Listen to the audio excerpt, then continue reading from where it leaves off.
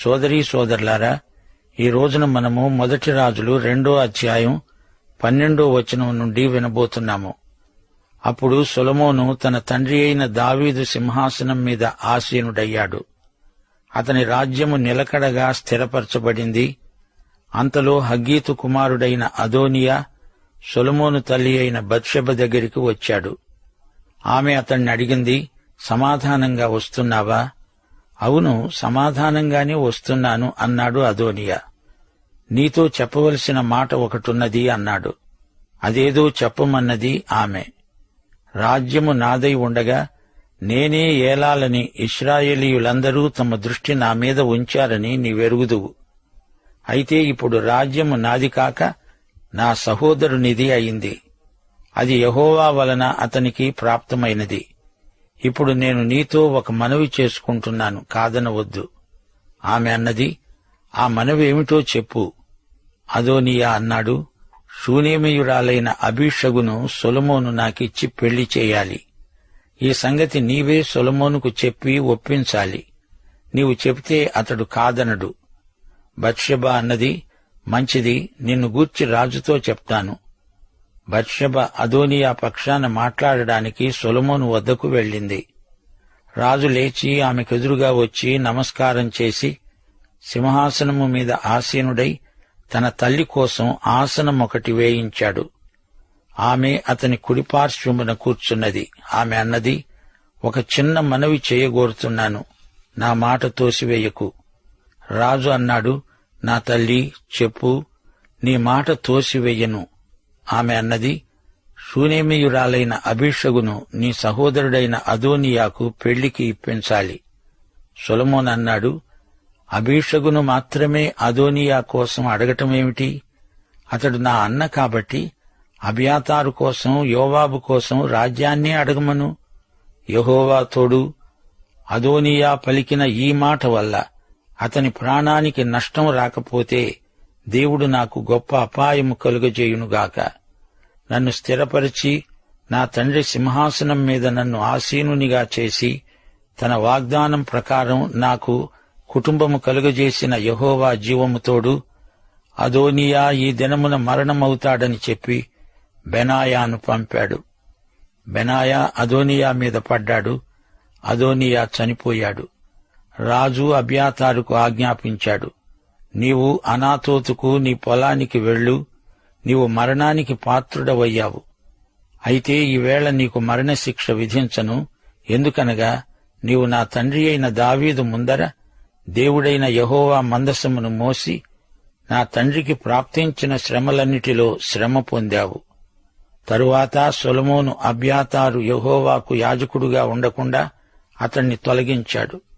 యెహోవా ఏలీ కుటుంబమును గూర్చి షిలోహులో ప్రమాణం చేసిన మాట నెరవేరింది. యోవాబు అబ్షాలోము పక్షము వహించి ఉన్నాడు కాబట్టి ఈ వర్తమానము విని పారిపోయి యెహోవా గుడారమునకు వచ్చి బలిపీఠపు కొమ్ములను పట్టుకున్నాడు. ఈ సంగతి సొలొమోనుకు వినబడింది. సొలొమోను బెనాయాను పిలిపించి, నీవు వెళ్లి యోవాబు మీద పడమని ఆజ్ఞ ఇచ్చాడు. బెనాయా యెహోవా గుడారమునకు వచ్చి, యోవాబు, రాజు నిన్ను బయటికి రమ్మంటున్నాడు అన్నాడు. యోవాబు అన్నాడు, అది కాదు, నేనిక్కడనే చస్తాను. అప్పుడు బెనాయా తిరిగి రాజు వద్దకు వచ్చి యోవాబు రానంటున్నాడని తెలియచేశాడు. అందుకు రాజన్నాడు, అతడు నీతో చెప్పినట్లే చెయ్యి. అతడు ధారపోసిన నిరపరాధుల రక్తము నా మట్టుకు, నా తండ్రి కుటుంబీకుల మట్టుకు పరిహారము చేయడానికి అతణ్ణి చంపి పాతిపెట్టు. అబ్నేరును అమాశాను అతడు చంపాడు. వారిద్దరూ అతని కంటే నీతిపరులు, యోగ్యులు. అబ్నేరు ఇశ్రాయేలు వారి సమూహాధిపతి, అమాషా యూదా వారి సేనాధిపతి. యోవాబు నా తండ్రి అయిన దావీదు ఎరుగకుండా వారిని హత్య చేశాడు. అతడు ధారపోసిన రక్తము యెహోవా అతని తలమీదికే రప్పిస్తాడు. యోవాబు అతని సంతతి వారు వారి ప్రాణదోషానికి సదాకాలం ఉత్తరవాదులు. దావీదుకు అతని సంతతి వారికి, అతని కుటుంబీకులకు, అతని సింహాసనానికి సమాధానము యెహోవా వలన ఎన్నటెన్నటికి కలిగి ఉంటుంది. బెనాయా వచ్చి యోవాబు మీద పడి అతణ్ణి చంపగా అతడు అరణ్యమందు తన ఇంటిలో పాతిపెట్టబడ్డాడు. రాజు యోవాబుకు బదులుగా బెనాయాను సేనాధిపతిగా నియమించాడు. అబ్యాతారుకు బదులుగా సాదోకును యాజకునిగా నియమించాడు. రాజు షిమ్మీని పిలువనంపించి అతనితో అన్నాడు, నీవు యెరూషలేములో ఇల్లు కట్టించుకొని బయట ఎక్కడికైనా వెళ్ళక అందులోనే కాపురముండాలి. నీవు ఏ దినమున బయలుదేరి కిద్రోను ఏరు వాగు దాటుతావో ఆ దినమున నీవు చావటం నిశ్చయమని రూఢిగా తెలుసుకో. నీ ప్రాణానికి నీవే ఉత్తరవాదివి. షిమీ అన్నాడు, తమరు సెలవిచ్చినది మంచిదే, తమరు చెప్పినట్లే చేస్తాను. షిమీ యెరూషలేములో అనేక దినాలు నివాసం చేస్తున్నాడు. అయితే 3 సంవత్సరాలైన తరువాత షిమీ పనివారిలో 2 పారిపోయి ఆకీషు అనే గాతు రాజు దగ్గర చేరారు. వారు గాతులో ఉన్నారని షిమ్మీకి వర్తమానం వచ్చింది.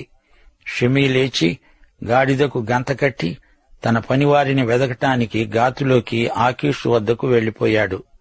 అక్కడ నుండి తన పనివారిని తీసుకుని తిరిగి వచ్చాడు. ఈ సంగతి సొలొమోనుకు తెలిసింది.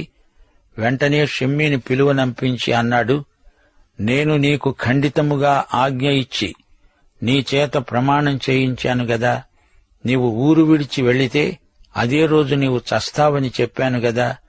దానికి నీవు ఒప్పుకున్నావు. యెహోవా తోడని ప్రమాణం చేశావు. ఎందుకు నా ఆజ్ఞను ధిక్కరించావు? నీ హృదయంలో మెదలుతున్న కీడు నీకే తెలుసు. మా తండ్రి అయిన దావీదుకు ఎంతో కీడు చేశావు. నీవు చేసిన కీడు యెహోవా నీ తల మీదికే రప్పిస్తాడు. సొలొమోనే ఆశీర్వాదం పొందుతాడు. దావీదు సింహాసనం యెహోవా సముఖమందు సదాకాలము స్థిరపరచబడుతుంది. ఈ మాటలు చెప్పి సొలొమోను బెనాయాకు ఆజ్ఞ ఇయ్యగా అతడు బయలుదేరి షిమీ మీద పడి అతణ్ణి చంపేశాడు. ఈ ప్రకారం రాజ్యం సొలొమోను వశంలో స్థిరపరచబడింది. ఇప్పుడు 2వ అధ్యాయం ముగిసింది. వ్యాఖ్యానం వినండి. దావీదు చనిపోయాడు. అతడు గొప్ప దైవజనుడు. బత్షెబాకు దావీదుకు పుట్టిన మొదటి కొడుకు చనిపోయినప్పుడు దావీదు ఏమన్నాడు? వాడు నా వద్దకు ఎన్నడూ రాడు, నేనే అతని వద్దకు వెళ్తాను. ఇప్పుడు దావీదు అదే పని చేశాడు. పరలోకానికి వెళ్లిపోయాడు. తండ్రి చనిపోగానే సొలొమోను సింహాసనమెక్కాడు. ఒక రాజు పోయి మరో రాజు గద్దె ఎక్కినప్పుడు మొదట్లో అంతా కలవరం చెలరేగడం రాజకీయాలలో సర్వసాధారణమే. సొలొమోను రాజైనప్పుడు అదోనీయాకు మానసికంగా అసూయ, అసహనం కలగడం సహజమే.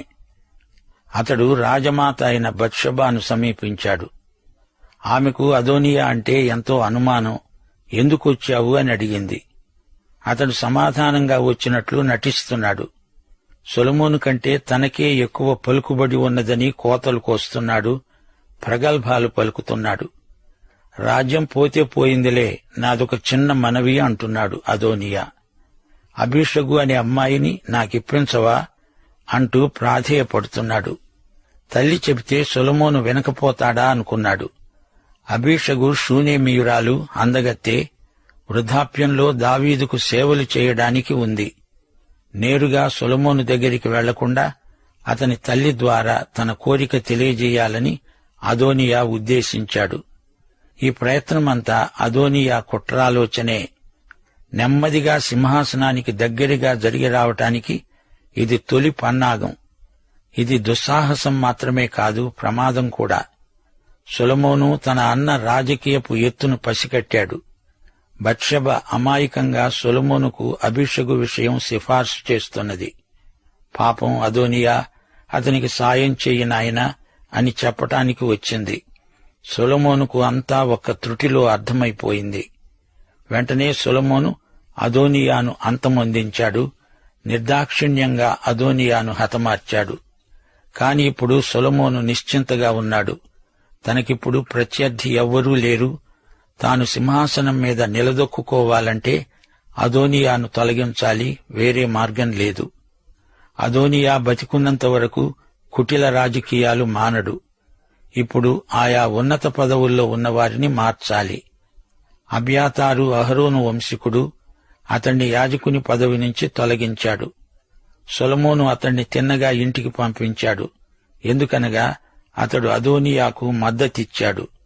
సొలొమోను అతణ్ణి చంపలేదు, ఎందుకంటే అబ్యాతారు తన తండ్రి అయిన దావీదుకు నమ్మకంగా ఉన్నాడు. అబ్షాలోము విప్లవం రేపినప్పుడు అబ్యాతారు దావీదుతో ఉన్నాడు. అబ్యాతారుతో ఏలీ వంశక్రమం ముగిసింది. అబ్యాతారుకు అదోనీయాకు ఏమి జరిగిందో యోవాబు విన్నాడు. తన ప్రాణానికి ముప్పు వాటిల్లిందని గ్రహించిన వాడై యోవాబు ఆరాధన గుడారంలో జొరబడ్డాడు. పరిశుద్ధ స్థలమందరి బలిపీఠపు కొమ్ములను గట్టిగా పట్టుకున్నాడు. బెనాయా, యెహోయాదా కుమారుడు, యోవాబును చంపడానికి సొలొమోను చేత నియోగించబడ్డాడు. యోవాబును బయటికి రమ్మని రాజు రమ్మంటున్నాడని బెనాయా పిలిచి మరీ చెప్పాడు. యోవాబు రానన్నాడు. చావాల్సి వస్తే నేనిక్కడే చస్తానంతే అన్నాడు. యోవాబు హత్యా రాజకీయాలలో ఆరితేరినవాడు. యోవాబు బెనాయా చేతిలో హతుడయ్యాడు. ఇక షిమి అనే ద్రోహి ఒకడు మిగిలి ఉన్నాడు. దావీదు అతనికి అభయమిచ్చి నిన్ను చంపనులే అన్నాడు. సొలొమోను అతనికి కొన్ని షరతులు నియమించాడు. తనకు తెలియకుండా షిమి ఊరు దాటి బయటికి వెళ్లకూడదు. షిమి ఎక్కడికి వెళ్లినా దుష్ట రాజకీయాలే. సొలొమోను 1000 కండ్లతో అతని కదలికలను కనిపెట్టి చూస్తున్నాడు. ఇదిగో షిమి, నీవు యెరూషలేములోనే ఇల్లు కట్టుకో. పట్టణం పొలిమేర దాటి నాకు చెప్పకుండా ఎక్కడికి నీవు వెళ్లకూడదు అని శాసించాడు. తన వారినైనా సరే అతడు సందర్శించకూడదు. షిమ్మి సరే తమరు చెప్పినట్లే ఉంటాను అని ఒప్పుకున్నాడు. అయితే ఉన్నట్లుండి షిమి మరో చోటికి తన స్వంత పనిమీద వెళ్లాడు. రాజాజ్ఞను ధిక్కరించిన నేరానికి సొలొమోను చర్య తీసుకోవలసి వచ్చింది. షిమి హతమయ్యాడు. తండ్రి మరణశయ్యపై నుండి చెప్పినదంతా సొలొమోను తూచా తప్పకుండా నెరవేర్చాడు. అడ్డంకులన్నీ తొలగిపోయాయి. ఇప్పుడు సొలొమోనుకు ఎదురు లేదు. సొలొమోను హయాంలో యుద్ధాలేమీ జరిగి ఉండలేదు. శాంతి రాజ్యమంతటా నెలకొని ఉన్నది. దావీదు తన వారసునికి చేసిన హితోపదేశం ఎంతో అర్థవంతమైనది. వ్యక్తిగత జీవితంలో కాని రాజ్యాంగంలో కాని దేవుడు ఆయన ధర్మవిధులు కేంద్రస్థానం వహించాలి. లేకపోతే రాజ్యం నిలువదు. సింహాసనాసీనుడైన రాజు ధర్మశాస్త్ర విధి నియమాలు తప్పనిసరిగా పాటించాలి. దావీదీయ సింహాసనం మాత్రం శాశ్వతమైనది. యేసుక్రీస్తు దావీదు వంశం నుండే వచ్చాడు. యేసు రాజ్యం శాశ్వత రాజ్యం. యోవాబు యుద్ధనీతి ఒకటే. ఏ పద్ధతైనా ప్రయోగించు, యుద్ధంలో గెలవటం ముఖ్యం.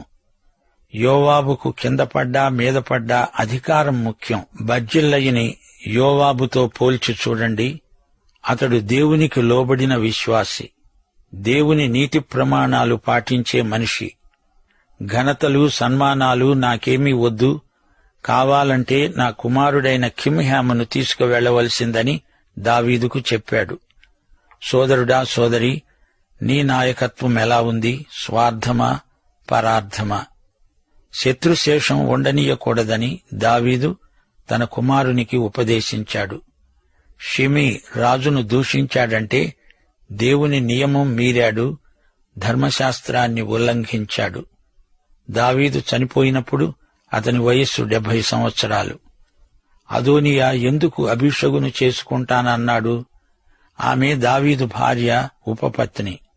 ఆమెను తాను పెళ్లాడి రాజ్యానికి హక్కు సంపాదించాలని అతని కుట్రాలోచన. దావీదుకు తిరుగుబాటు చేసిన అబ్షాలోము అదే పని చేశాడు. అదోనియా వక్రబుద్ధిని సొలొమోను పసికట్టాడు. అదోనియాలో నాయకత్వ లక్షణాలు లేవు. అతని ఉద్దేశ్యాలు ఎల్లప్పుడూ స్వార్థ కేంద్రితమైనవి. మీకు జ్ఞాపకమున్నదా? నోబులో యాజకులను సౌలు హతమార్చినప్పుడు తప్పించుకున్న యువయాజకుడు అబ్యాతారు ఒక్కడే. దావీదు దగ్గర అబ్యాతారు యాజకుడుగా సేవ చేశాడు. ఆ తరువాత అబ్యాతారు అదోనియా పక్షాన చేరినందుకు సొలొమోను అతణ్ణి యాజక పరిచర్య నుండి పూర్తిగా తొలగించాడు. యోవాబు అంటే ఇష్టం లేకపోయినా రాజకీయ కారణాలను బట్టి దావీదు అతణ్ణి ఏమీ చేయలేకపోయాడు. ఇప్పుడు ఆ పని సొలొమోను చేశాడు. ఈ విధంగా యోవాబు చేసిన అఘాయిత్యాలకు తన తండ్రి బాధ్యుడు కాడు అని సొలొమోను నిరూపించాడు. అబ్యాతారు, యోవాబు వీరిద్దరూ దావీదుకు ముఖ్యమైన వ్యక్తులుగా చలామణి అయ్యారు. అయితే సొలొమోను వీరి స్థానంలో సాదోకు, బెనాయాలను నియమించాడు. సాదోకు అహరోనీయుడు. ఇతడు నిబంధన మందసాన్ని కాపాడేవాడు. దావీదు మరణానంతరం సాదోకు సొలొమోనుకు విశ్వసనీయుడై సేవ చేశాడు. దేవాలయం పడగొట్టబడే వరకు సాదోకు వంశీకులే యాజకత్వం నెరిపి అందులో కొనసాగుతూ వచ్చారు. బెనాయా మొదటి నుండి దావీదు సైన్యంలో ఉన్నాడు. కొన్నాళ్లు దావీదు అంగరక్షకుల్లో ఒకడై పనిచేశాడు. అదోనియా, యోవాబు, షిమి ఈ దుష్టత్రయాన్ని సొలొమోను తుదముట్టించాడు. అబ్యాతారు చేత రాజీనామా చేయించాడు. వారి స్థానాలలో కొత్తవారిని నియమించాడు. సొలొమోను త్వరగా ఈ పనులు చక్కపెట్టుకున్నాడు. రాజ్యాంగ వ్యవహారాలలో ఎదురు లేకుండా జాగ్రత్త పడ్డాడు. సొలొమోను ఎవరితో యుద్ధాలు చేసి ఉండలేదు. అంతఃకలహాలు రేగకుండా కట్టుదిట్టం చేశాడు. సొలొమోను కాలంలో రక్తపాతం జరగలేదు. సొలొమోను శాంతి ప్రియుడు.